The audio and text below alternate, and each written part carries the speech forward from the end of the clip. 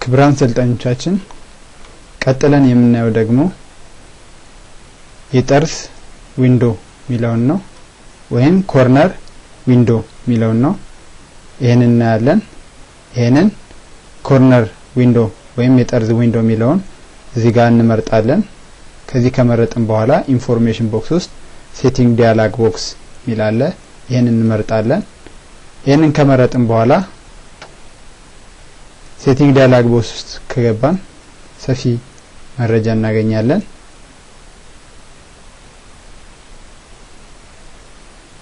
እዚህ ላይ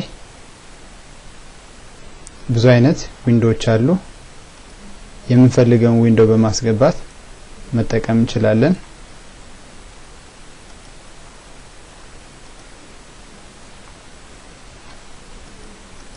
የተለያዩ ዊንዶዎች አሉ።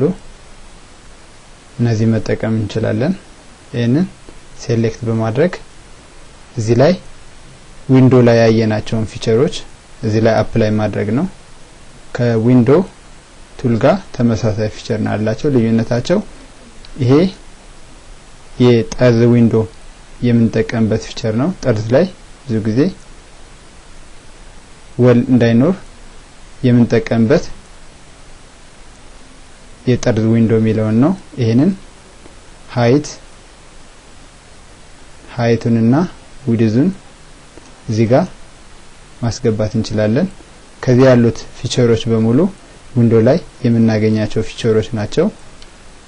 አንድ አይነት ስለሆኑ ይሄንን ማለፍ እንችላለን።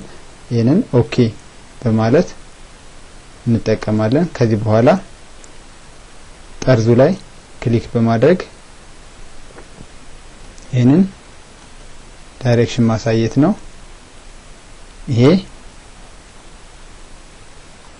የጠርዝ ዊንዶ ነው።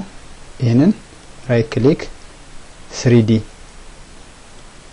እንለዋለን። ይሄ እዚህ ላይ የምናየው ዊንዶ በቀላሉ እንድንጠቀምበት ያገለግለናል ማለት ነው። እነዚህን ለማሽከርከር የምንጠቀምባቸው ቱሎች ናቸው።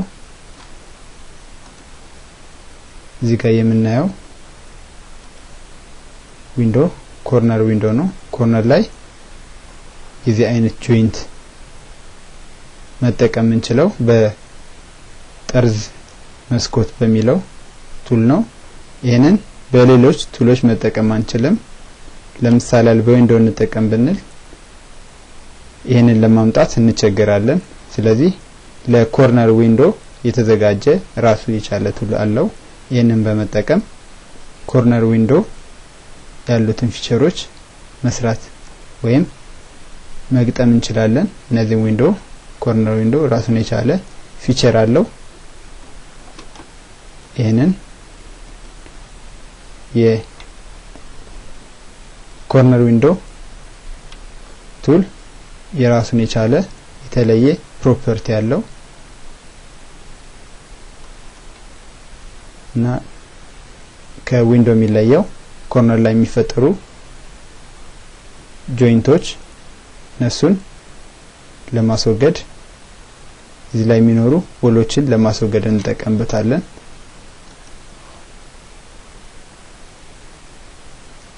እስካሁን ያየነው የኮርነር ዊንዶ ቱል ወይም የጠርዝ መስኮት ቱል ነው። ይሄንን ያየነው ማለት ነው።